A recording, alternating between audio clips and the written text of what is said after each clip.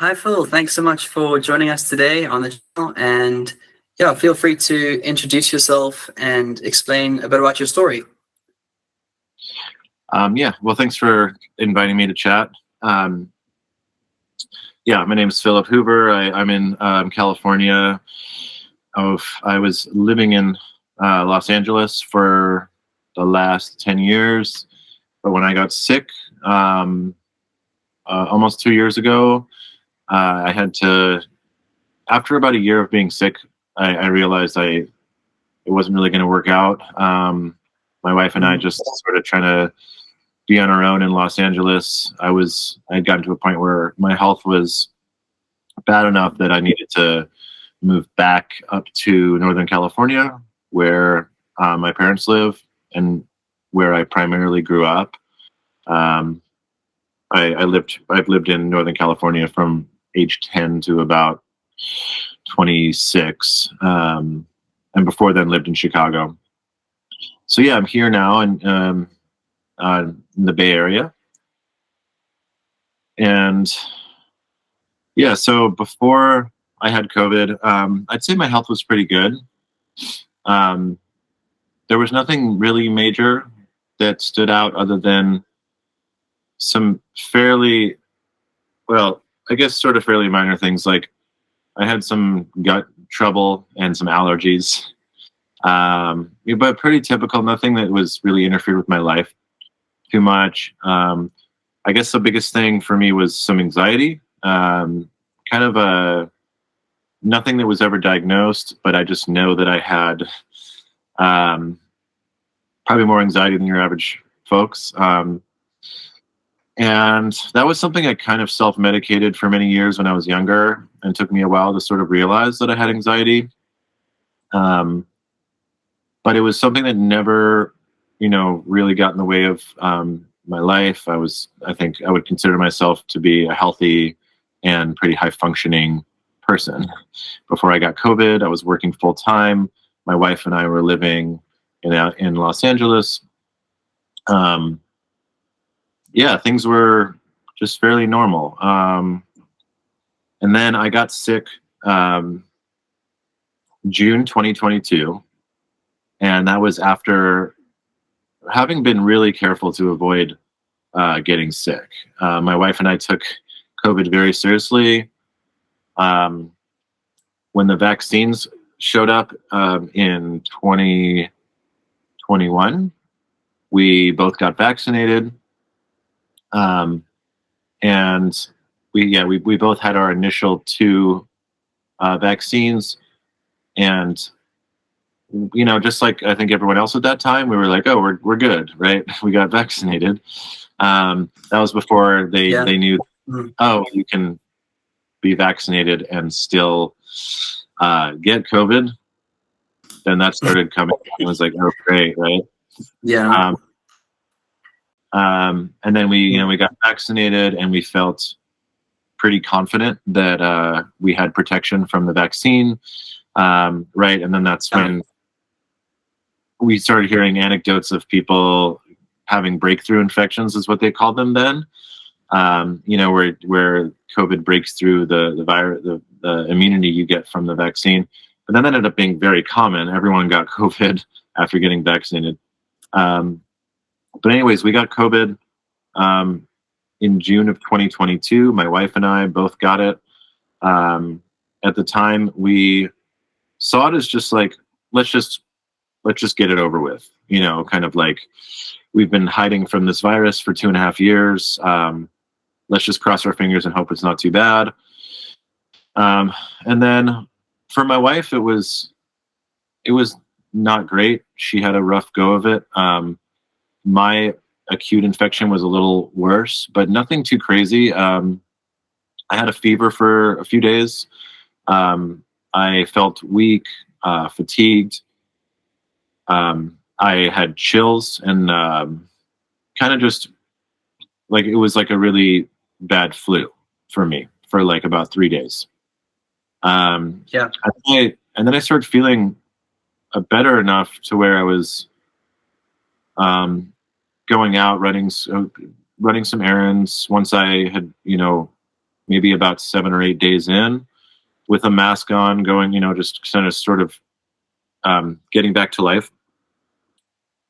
But then I started realizing that I just wasn't feeling like I was fully recovering. And my wife and I had a trip planned for 2 weeks after we got COVID. We'd had it planned for months in advance, and it was sort of like our yearly big trip. We usually go on one big trip a year. So we were going to go to Mexico, to Oaxaca, which is sort of like a food capital of Mexico, and we were really excited to go there and walk around and eat all the food. So I didn't want to ruin our trip. So I was just kind of like, I don't know. I really don't know. I really don't feel like I'm up for this trip, but like, we've been planning it for months. We bought our plane tickets.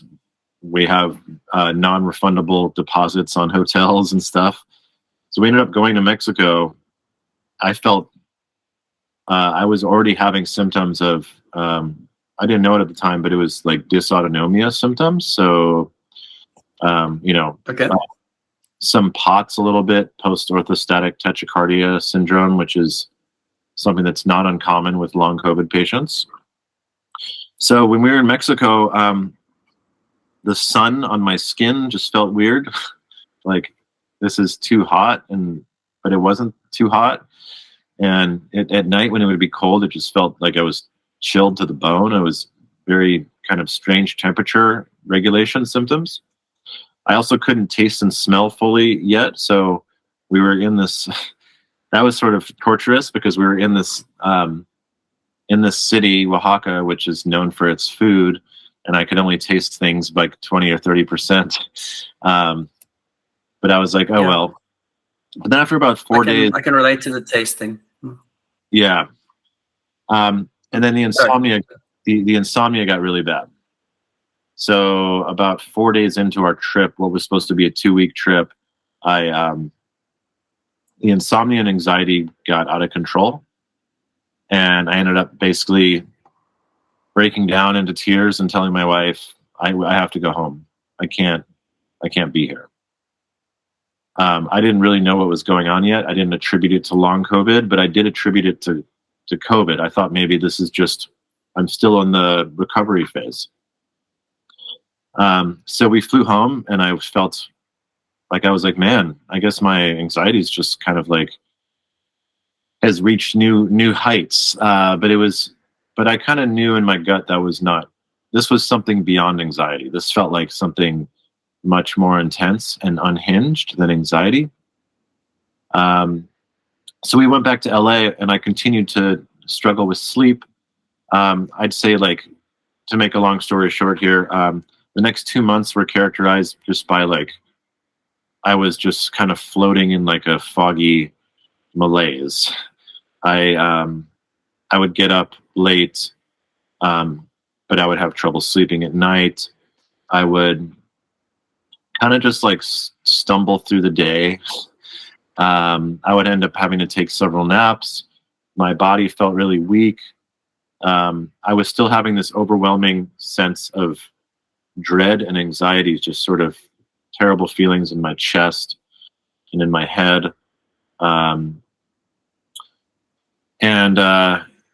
then after about 2 months of that, I just said, I thought, like, I'm sick of feeling like this. I was also having really bad brain fog, and I want to try to feel better. So I exercised,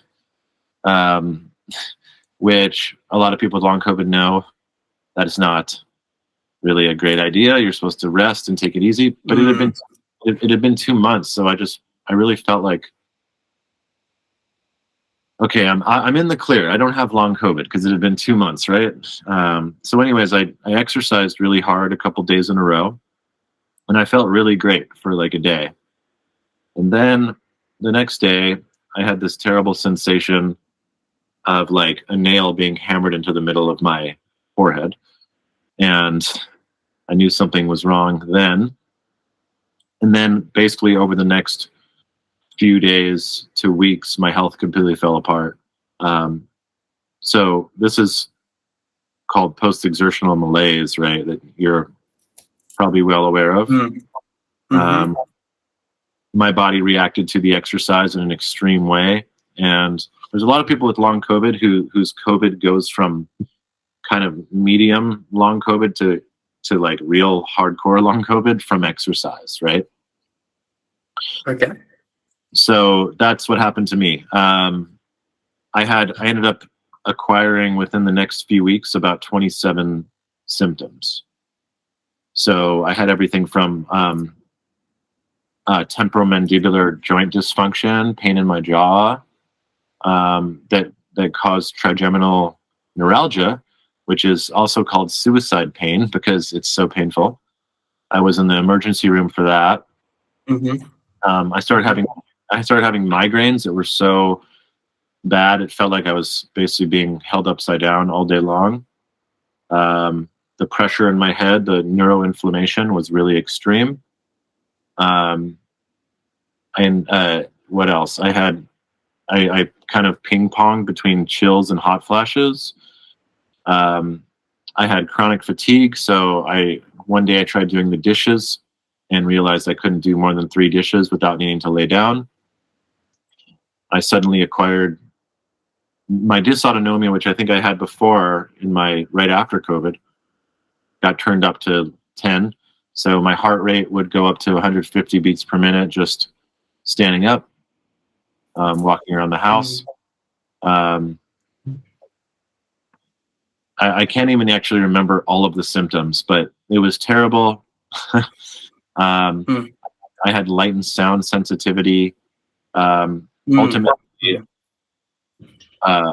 I ended up having to stay inside for 2 months with the blinds down and wearing sunglasses inside for most of the day because any light was too intense.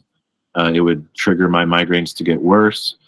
And any sound, like just like a car driving down the street, felt like a jackhammer in my temple. It was just I couldn't watch any TV or movies.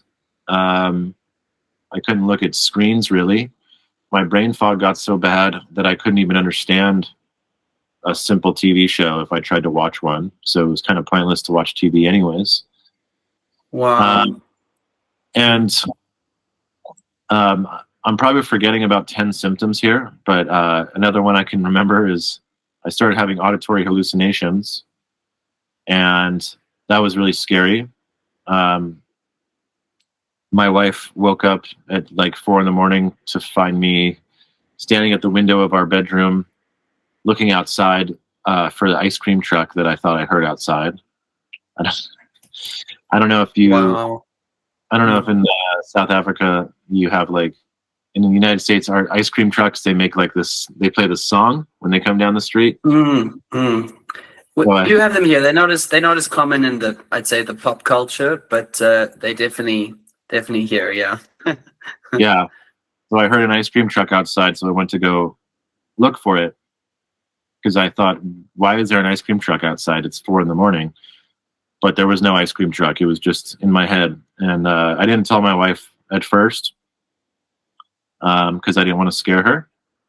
But then I started hearing more things like the sound of crickets every night. And I was hearing the sound of like people playing like a pickup game, like a basketball game, like sneakers against the gym floor. And that was pretty concerning, to say the least.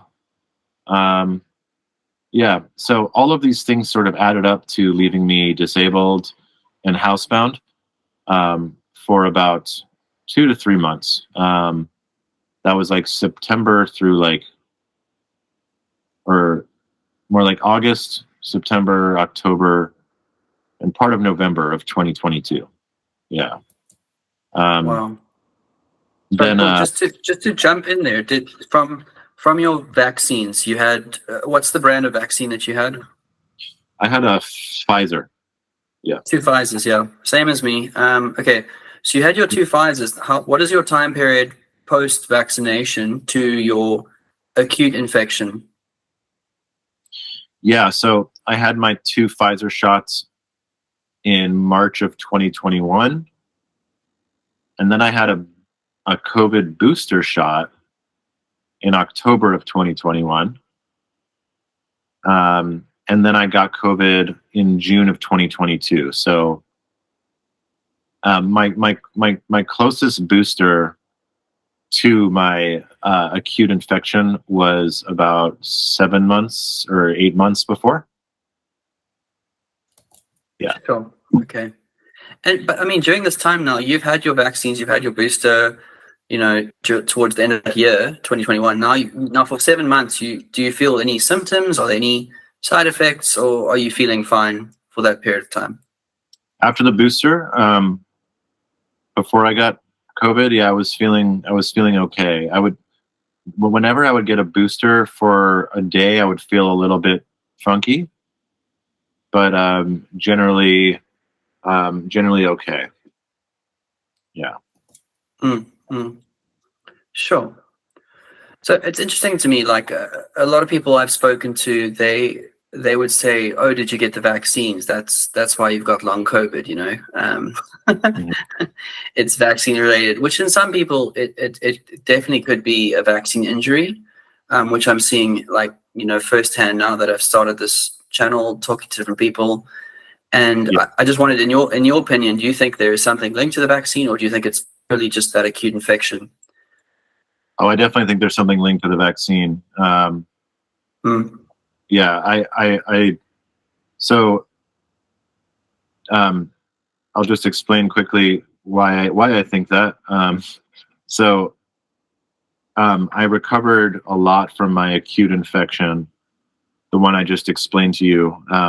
By the time 2023 came around, I was feeling about maybe 80% better, but I still had a lot of lingering, pretty disruptive and debilitating, not fully debilitating, but very disruptive to my life symptoms. But I was feeling a lot better, and I was feeling better enough that I felt like I should get a vaccine to protect myself.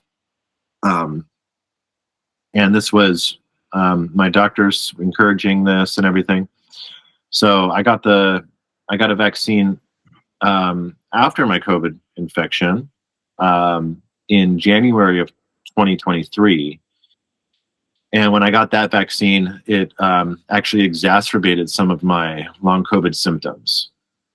So some of my POTS symptoms came back really extremely. So I started having heart palpitations at night that were really bad and interfering with my sleep. I was having a hard time being upright for too long. And I started having more MCAS, mast cell activation syndrome symptoms. So I developed allergies to a lot of food. I would eat a banana and I would get itchy and super tired and just very, really odd symptoms. Yeah. Well, tell me, why did you feel like you wanted to get that extra booster after having 2 shots and the booster and COVID? You got a second booster, right? I did. Did you feel like it would help with some of your kind of longer symptoms, I guess, you're experiencing? I did a lot of research around this personally, and I watched a ton of videos. I asked this question on like the long COVID support groups, and I ultimately made the decision, I think, because I knew that the chances of the booster exacerbating my symptoms was maybe 20 or 30%, but the chances of it helping, actually, because there's a lot of anecdotal evidence that the booster actually can really improve long COVID symptoms. So that does, you do see that with some long COVID patients. I think generally it seems that it is neutral, that maybe you'll have a flare up for a day or two, and then go back to your baseline. No, I don't. I'm not basing this on any studies or anything, obviously. So this is all just from my own digging. Um, but I felt pretty confident that my body would be able to handle the booster. I hadn't had any bad reactions to the booster before or to the vaccine. Um, and I just really wanted that extra layer of protection that I thought it would provide me. And it backfired. And I'm at a point where I really don't think I'll probably get another vaccine, but that's just for me personally. I'm not an anti-vaxxer by any means, and I encourage people to get vaccinated. But I will say that if people have long COVID, it is a decision definitely to take your time to think about whether you should get vaccinated. And of course, there is evidence that the vaccine itself causes some of these symptoms. There's publications on this at this point, and when I've seen doctors for my long COVID, several of them have asked me, "Is it from the COVID virus, or is it vaccine related?"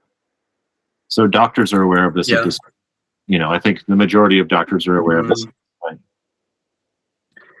To me, I mean, in your case, it's interesting. It's similar to me, but 4 months post vaccine, my second Pfizer, I did them 2 months apart, I guess.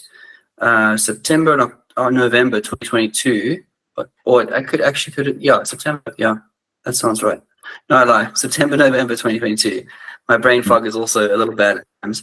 But 4 months later, I was doing a full cycle race in Cape Town, South Africa, 109 kilometers, probably about 60 miles in, I guess, your is it metric system? I always get confused. Oh, it's imperial. Anyways, but I felt fine. And then at the end of that month, I got COVID for the first time, and then my body just went downhill. And I'd say, I was like, if people say it's the vaccine and obviously there's some side effect or something happening in my body, it could be. I fully believe that some vaccine-related injury that I have, but how do you prove that? And also, why was I able to do this intense race 4 months after vaccination and feel pretty strong? Whereas after the acute infection, now I've fallen like way off. And similar in your case, you've only had the actual acute infection 7 months onwards. And for those 7 months, you said you've felt pretty fine, yeah. So it's hard to know, like, was it the acute infection? Was it the vaccine? Is there a combination of both? Is the acute infection activating the vaccine or, doing something bad? Yeah. And I don't think we can prove anything, but I think it's good to have these conversations, and I'm excited in the next few years to see the research that starts to come out, to figure out how to undo an injury that's been done, hopefully.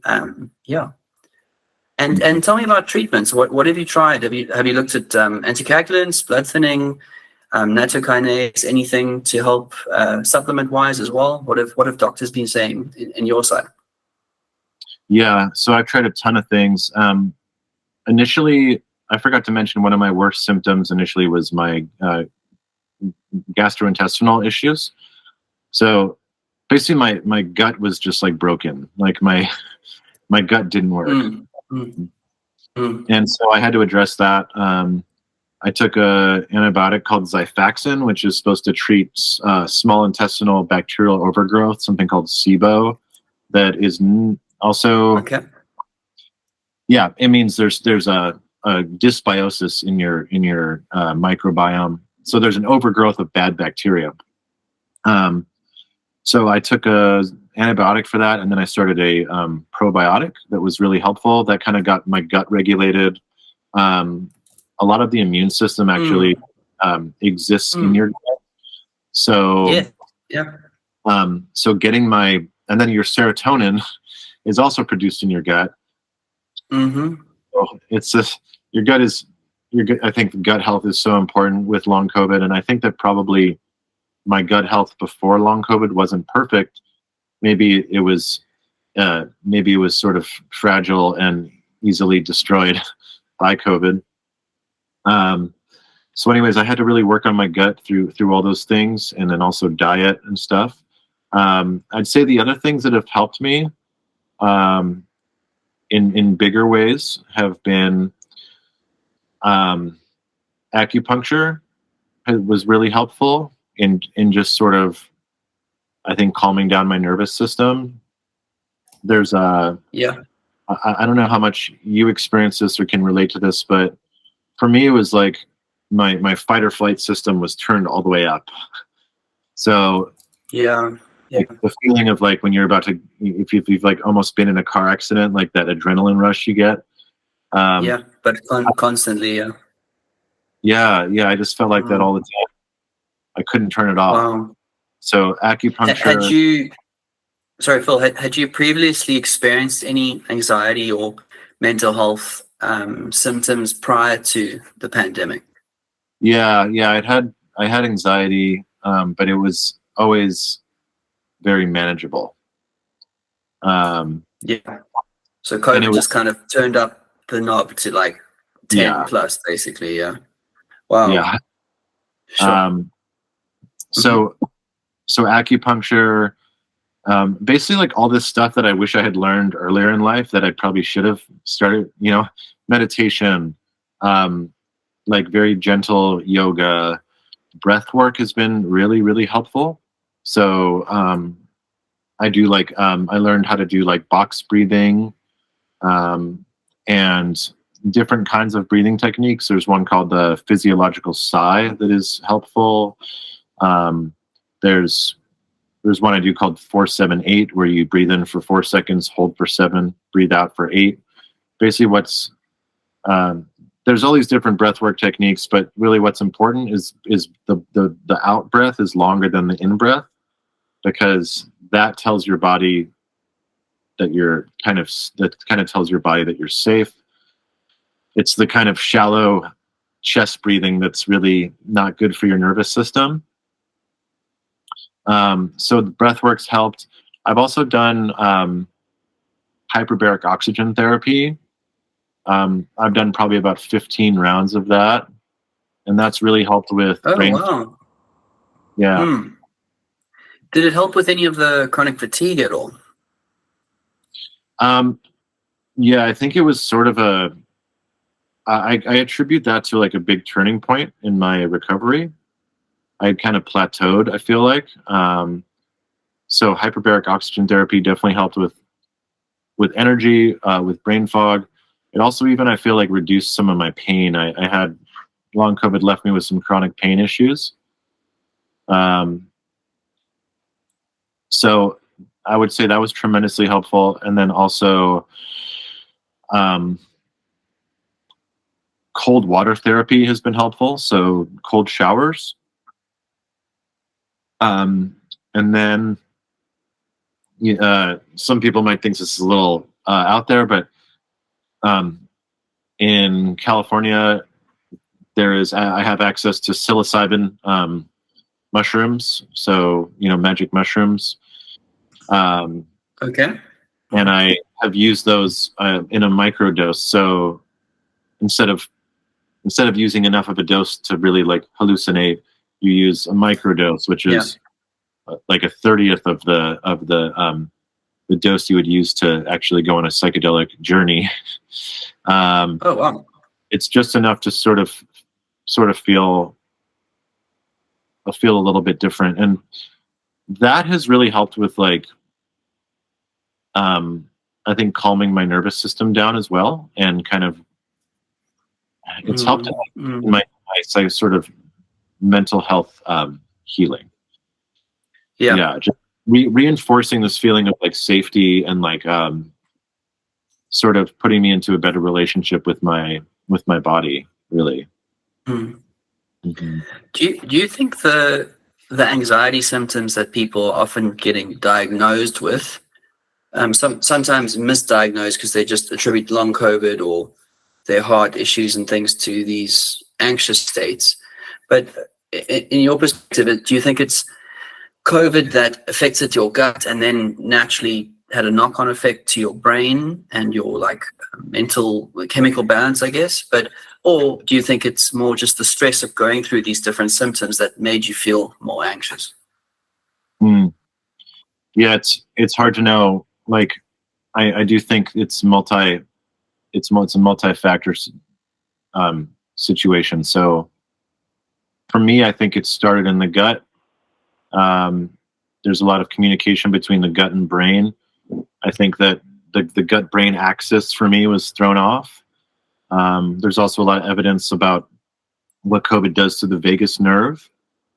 So it can cause vagus nerve damage, which is sort of the superhighway of nerve of your body, right? That communicates all the information from your brain to the rest of your body. Mm. So, yeah, essentially, I think it put me into a state of fight or flight that was just really hard to get out of. Also, some doctors treat long COVID sort of as a post-concussive syndrome. So there's a lot of similarities between some people's long COVID symptoms and concussion syndrome or post-concussion symptoms. So that's like the light and sound sensitivity, depression, anxiety, emotional dysregulation, auditory hallucinations, like the things that I described. So in some ways, it really, for me, felt like I had suffered a traumatic brain injury. And I think that for the long COVID patients that maybe that rings true for their case, that treating it like post-concussive syndrome can maybe be helpful. So, but yeah, I think that if you're predisposed to depression and anxiety, there seems to be a link between that and long COVID. And so for me, I was, and it had always been manageable. And then after COVID, it was no longer manageable. Thankfully, it is manageable again. Yeah. Wow. Thank you for sharing, Phil. Sure. I'm always amazed how everyone's symptoms are so different sometimes.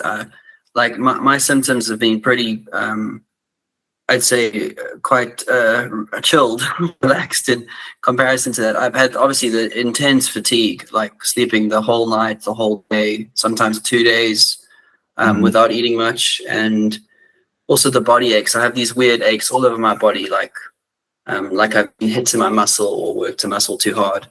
And then also the headaches. I can relate to the migraines. Not migraine, like migraine's a strong word. I don't know if I'd call them migraines, but they were at a really like bad point where like it's like I can't fall asleep if I don't take 2 Panados or 2 painkillers. I don't know what brands you guys have that side, but like your paracetamol. Yeah. So right now, what supplements or what medications are you taking currently to help with your long COVID, I'd say? Yeah. So, I had taken a drug called Nurtec for a while. That's a migraine medication that kind of helped calm my migraines down, but I haven't taken that in a long time.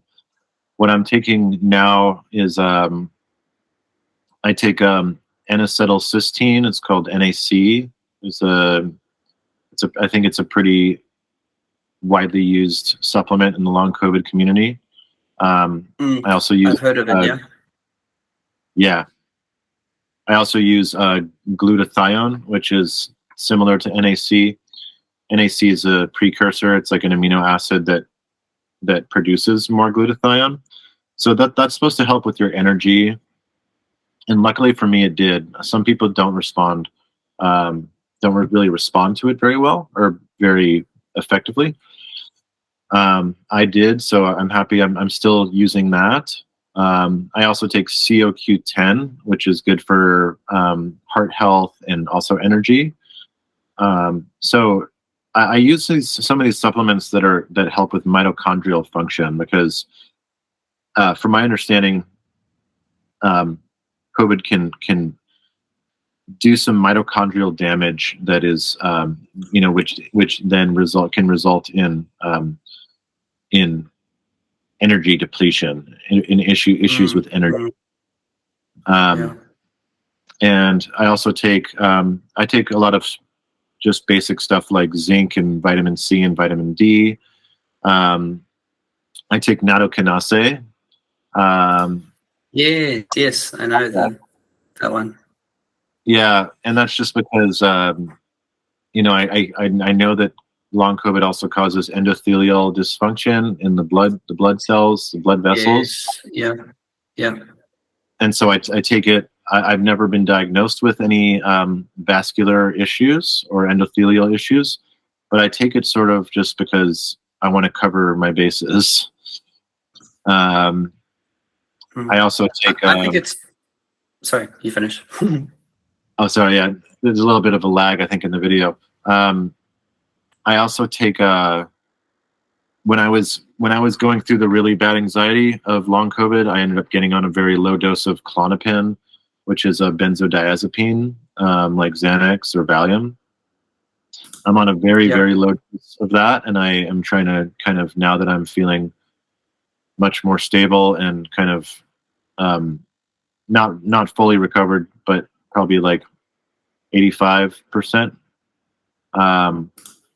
I would say that I'm trying to wean off of that. That's mentally speaking here, like mental health wise, yeah.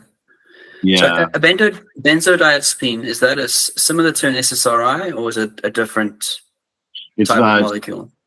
Yeah, it's very different. Benzodiazepine works on your GABA system in your brain, so which tells you, which gives you the ability to sort of calm down, calm your nerves down.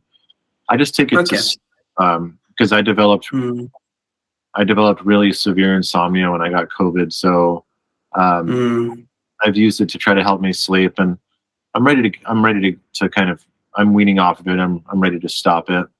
I also take like fish oil. The B vitamins can be really helpful in terms of energy.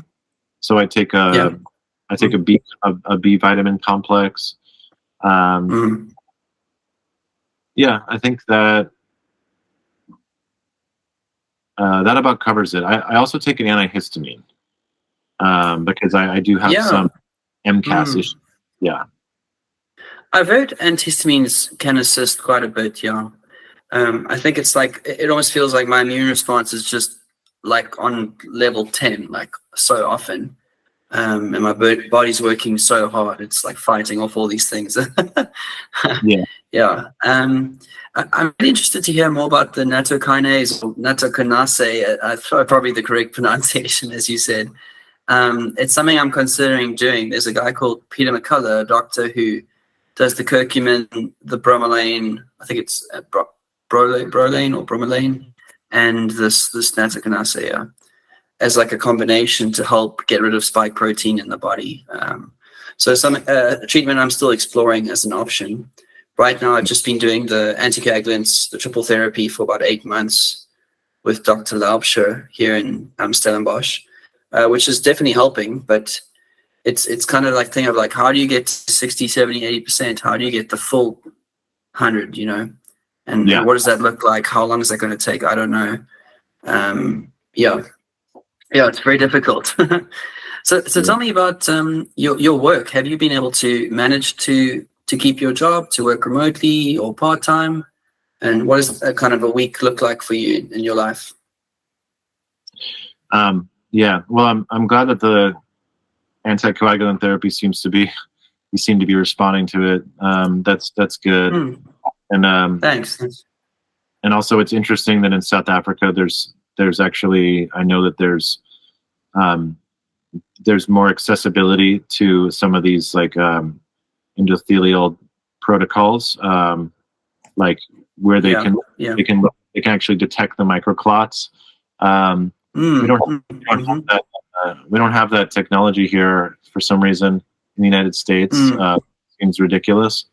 Long COVID patients fly to South Africa or Cyprus or Germany to go get their micro blood clots tested. Wow. And I know I have a friend who has COVID who did that. He flew to Germany and he flew to Cyprus, and he got these. He was diagnosed with microclots, and he got the platelet. What is it called? Like PRP, platelet-rich plasma injections, where they kind of like spin your blood and inject it back into you. I don't know if you've heard of that, but yes, I think it's called apheresis. It's the stuff they're doing in Germany at a clinic there. Yeah, I if I had money, I would go, but I'm just like doing day to day, just like yeah. So I believe there's actually a doctor who has worked and studied under Dr. Laubscher, who is in the States. I can't remember if he's in Texas or if it's somewhere else, but I will pass those details on to you when I can find the link for you. Yeah. So I think he's trying to bring that technology over that side to do the bioluminescence like photos. Yeah. So I've had that done. That's kind of confirmed the microclots in my blood, hyperactivation of platelets, and just this guy happened to be 10 minutes from my work, which is crazy. Wow. Yeah. The one thing I've also heard in terms of endothelial function, there's a drug called sulodexide, which Yaku has asked me to get a hold of or try to procure. The trick being that it's not available in our country yet. It's only available in Italy and other areas of Europe, I think. So apparently helps with repairing the endothelial lining. And I think what you said is true. There's some kind of, if it's not the mitochondrial damage itself, the endothelial damage is having that knock-on effect where none of the oxygen nutrition is getting to your battery cells, your mitochondria. So that's definitely related. And what's scary is spike protein is just in all parts of the body. And I don't think we even quite like sure of how far the damage goes, but it's definitely a lot of different things. And just thank you for sharing all your symptoms. It's a lot of symptoms. I haven't heard about the auditory hallucinations that you mentioned. That's a new symptom on my list. It was pretty great. Wow. And it definitely wasn't from like any of the micro mushroom doses or anything. No, I wasn't using mushrooms at that time. No. Wow. It's something I've heard other long COVID sufferers report. Actually, there's people in which it can cause full blown psychosis. So, it's when people ask like what's long COVID, it's like it's really can be anything. It's 200 symptoms, right? It's over 200. That blows my mind completely, because I only experienced maybe 3 or 4 of those. The insomnia, now that you mention it, I can relate to a lot. I have days where I think it's because I've slept the whole day or most of the day, and suddenly I've got this energy. Now I'm awake till 4 a.m, go to work at 5:15, and then by 2 o'clock I'm like crashing, like feeling loopy. But the insomnia is a tough one. I get you. Have you experienced with your auditory hallucinations any of the tinnitus that people speak about as one of the symptoms, the ringing in the ears? I did have some a little bit, but it wasn't too bad compared to some of the stories I've heard. Yeah. I was grateful for that. Yeah. Okay. And just in terms of I think something that I'm quite excited about with these videos and these stories that we're sharing online is to really encourage others and give them hope that there are ways and things to try, ways to try and get better. And what would you say to someone that's in your position with long COVID or a chronic fatigue syndrome or some kind of vaccine injury to give them some hope? Yeah, I would just say well, first of all, nothing about this is normal or fair or okay. So it's okay to feel. It's okay you're going to have a lot of emotions going through this experience. Yeah. It completely, it can rob your life from you, and it has for me. I'm still trying to get my life back.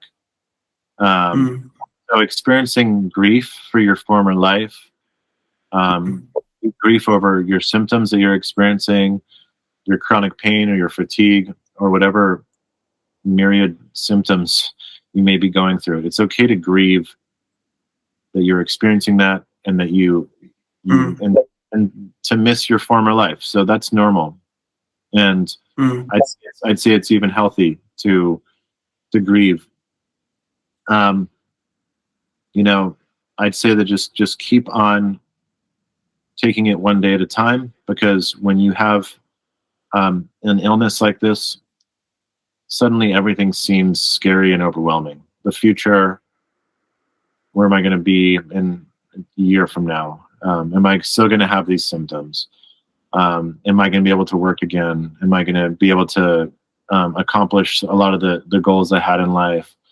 Um, that is, I think that kind of thinking that is not very helpful.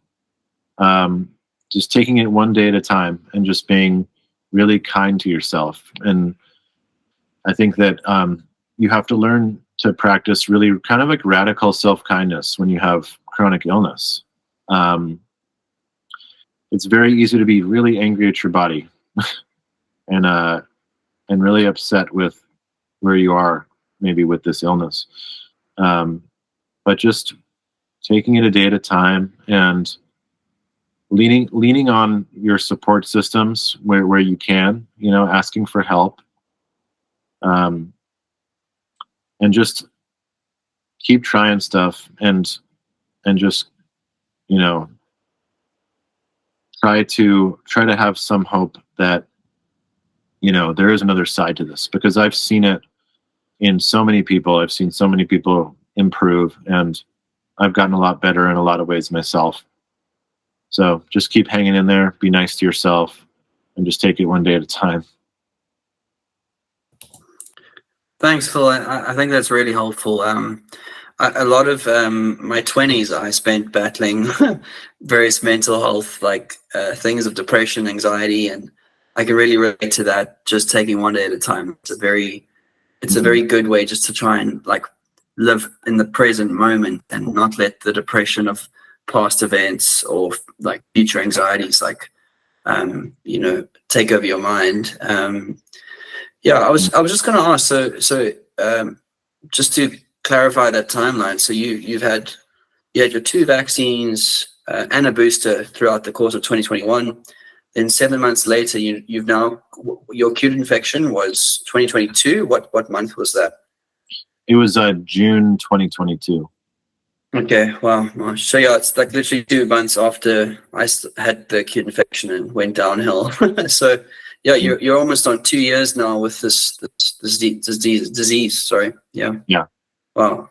Yeah. Mhm. And sorry, just in terms of your partner, your wife, does she experience any of these symptoms? Was her just that passing COVID and then she got better? Yeah, she kind of had a normal response, or a, kind of more, Mm, yeah, kind of the majority response, which is mm, she had it was kind of nasty for about a week, and mm, she did lose some taste and smell. But then after about a week or mm, two, she was pretty good. I think that mm, she did tell me that she had kind of some lingering fatigue for a few months, mm-hmm.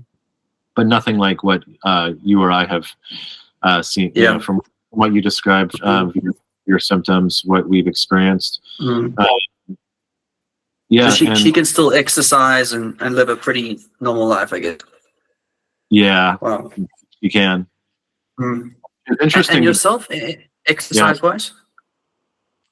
Now I'm still afraid to run. To be honest, I haven't I haven't really run in a while. Like one thing I've noticed is, like, actually, like a few weeks ago, I was taking my dog for a walk, and I ran like a block or two with my dog, and I felt like some chest pain, and I was like, "What the heck? What is this?" Um, Yeah. so I'm just have to be a little careful. about pushing it too hard, but I go on. I can walk, like I can do 10,000 steps a day if I want. I usually keep it between.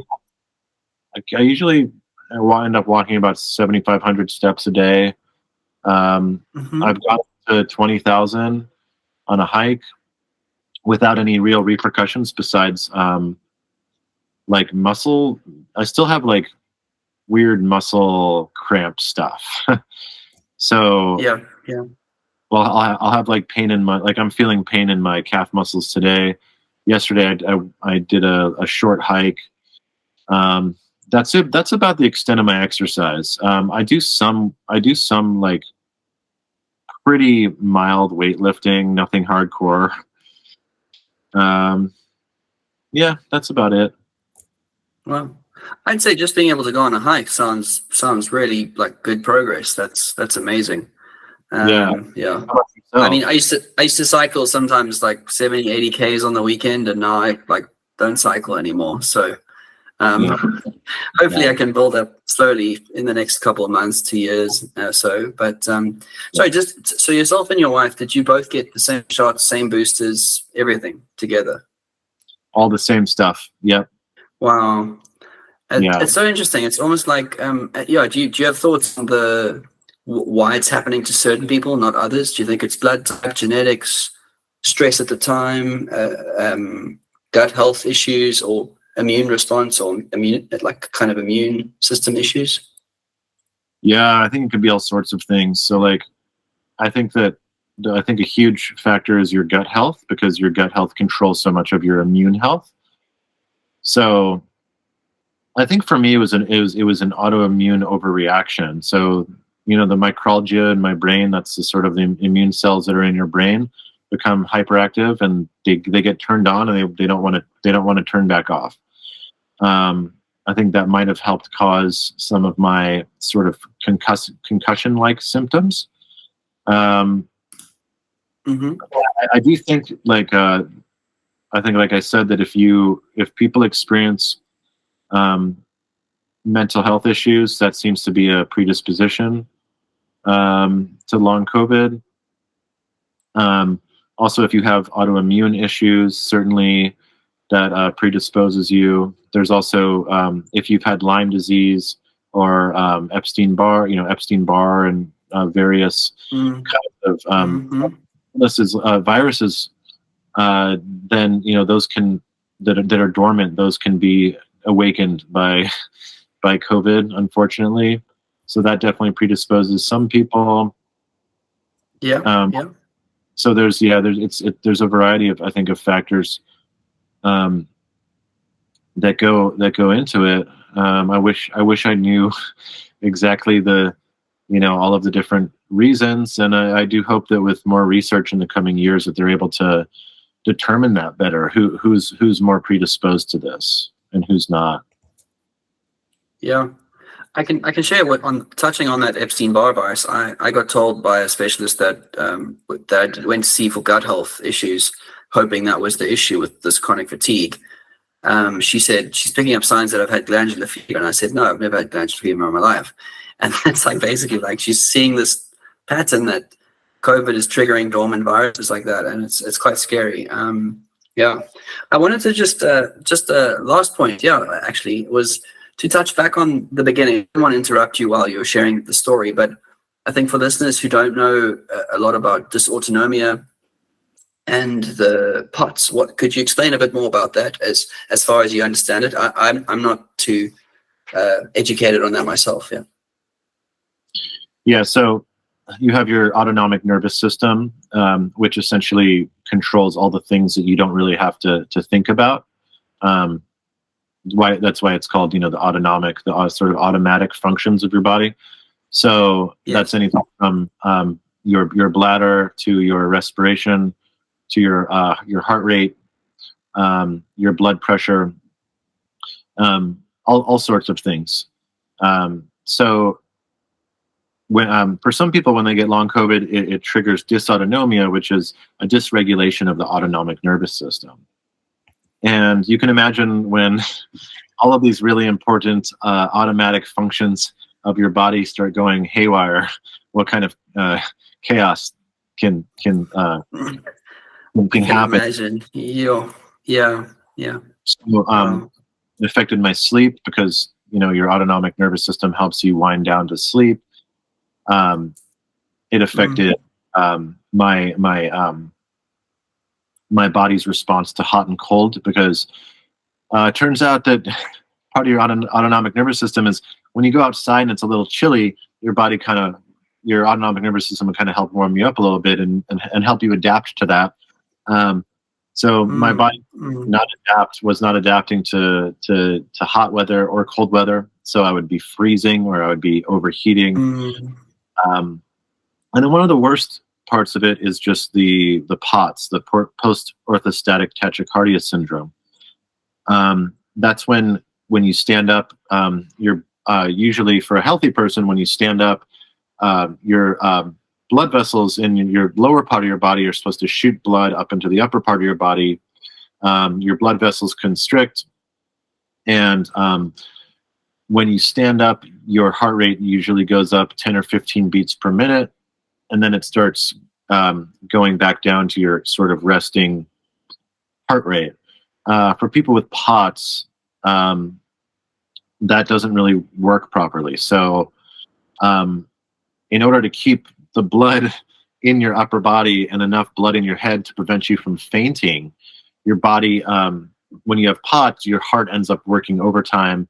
That's why your heart rate can go up to a really unhealthy beats per minute, just because it's trying hard to keep blood in your head and in your brain and keep your blood pressure up, Blood pressure, yeah. to keep you from fainting when you stand up. Luckily, I've never actually fainted with my POTS, and it's actually a lot better than it used to be. So I have a Fitbit now, and my little Fitbit to keep track of my heart rate, and I just have to be a little bit yeah. So dysautonomia is really common with long COVID, and it's a really weird, bizarre issue. But mine is, I think, mainly in remission. So I'm happy about that. That's great. Incredible. I can relate to some of those things that you've mentioned. The good heart rate, not so much, but when you spoke about I guess the dysautonomia of I'm sweating a lot more. My hands are more clammy than normal. And my girlfriend would be like, Chris, like, why are you sweating so much? Like, I'm dripping in sweat. And we're sitting at the dinner table or the lunch table on a nice, like, sunny day, and everyone else looks fine. And I'm like, I feel like my body temperature regulation has gone completely out of whack. So I didn't know it was related to that, but thanks for sharing a bit more about it. And do you ever find that when you've been sitting like maybe on the chair or like the toilet too long and your legs go a bit numb, do you feel like that's been enhanced a bit? Like I feel like my body goes a bit numb a bit faster if I'm sitting on an arm or lying on my leg or something, or lying on your arm, sorry, is what I mean. Yeah, I think I've experienced that somewhat. Yeah. For me, I think like the dysautonomia issue that I still deal with the most is when I'm sitting up for too long. I just feel like I'm not getting enough blood to my head. And I'm just like, and that creates brain fog. The blood, there's not enough blood pressure pushing blood up into your head. Okay. And so I'll have to lie down. I find that like if I'm doing for an extended period of time, like on a computer, it's helpful for me to be reclined instead of sitting up like I am right now talking to you. I'm good for like hours, but like 4 or 5 hours, I'm like, ooh, I'm starting to get a little lightheaded. Sure. Yeah. So I think we did mention the work thing, but just to clarify, you're working full time. Oh no, yeah, sorry, I forgot to answer that. No, I wish. I was working full time until I got sick, and I haven't worked full time in almost 2 years. I do work part time, So before I got Mm-hmm. COVID, I was working in the television industry in Los Angeles. Amazing. I was a writer, and also I did like proofreading of screenplays for TV. Yes, yes, yes. Mm-hmm. Yeah, so that was my job, and then I got COVID, and felt like I can't really go back to that yet. And then when I got the vaccine and my symptoms got worse after COVID, when I re-triggered some of my symptoms, Yeah, yeah. I keep on. I kind of have like I feel like if you forced me to work full time right now, I could do it. It would just be it would suck, and it would be really hard. So Yeah, I'm trying to creep back to working full time. Mhm. Yeah. Yeah, I can relate to that. I've really struggled the last 2 years. My company and management has been very understanding. I mean, to the best of their ability. Obviously, the hardest thing is that it's not a visual disease. It's a blood thing. Yeah. It's a spike protein. It's a microclot thing. It's all this damage all over the body from this pandemic that we all live through. But it almost feels like, man, the pandemic's over. Cool, like carry on with life. And here I am sitting with these symptoms and damage to my body, as you are, and thousands, if not millions, of other people. And it's like, how do you not convince, but how do you get people to actually be able to empathize and believe that you're actually going through something really serious? It's like, I'm not saying it's like on the level of cancer or something that's going to kill you, but it feels like your whole life has just changed completely. And people just look at you like, oh, why don't you just get some more sleep? Or, why are you like so lazy? Or all of those kind of things. I don't know what everyone thinks of it, but I've definitely struggled with that tension of not knowing I performed and I work really hard, and I'm a very diligent person. That's like what I've usually been like as a person. And then the mental health issues come in, this whole long COVID fatigue comes in, and then it just changes everything. And people's perception of you is almost like, oh, what's going on with this guy? It's not like a broken leg that heals in a couple of months. This is a 2, 3, 4 year sometimes journey now. I guess COVID has only been around since like end of 2019 in China when it first originated. So the longest it could have been this long COVID is, I guess, 4 years now. But there's other people who are obviously dealing with CFS, ME, and other like chronic diseases, and that this whole experience has really triggered my interest in that, and like understanding chronic fatigue syndrome, gut health, like mental health, all of those things, like you say, your central nervous system, like how you calm that with mindfulness and all of those things. I think it's like multifaceted, and it's fascinating to talk. But thank you so much for your time, Phil. I think that's an incredible amount of content, and I think people will really be able to take something from this conversation, and I hope they find some encouragement in it. And just maybe you can try some of the things that you're trying to get better. Yeah, me too. I really appreciate you listening to my story and inviting me to come chat. Nice talking to you. And of course, yeah. I'd like to, if you want to keep in touch and let me know how you're doing, it'd be nice to. That'd be great. It'd be great to check in a couple of months and see how you're coming along. Yeah, I'm in the similar boat to you. I'm trying the things. I'm trying to learn and research and figure out what the best route forward is. I don't think there's like a silver bullet, as they call it, or a smoking gun, I guess, to say this is the cure. Like that's how you fix it, But we're all in this journey together. And for those listening, I hope you are able to take something from this conversation. And thank you so much, Phil, for your time and for sharing your story. Yeah.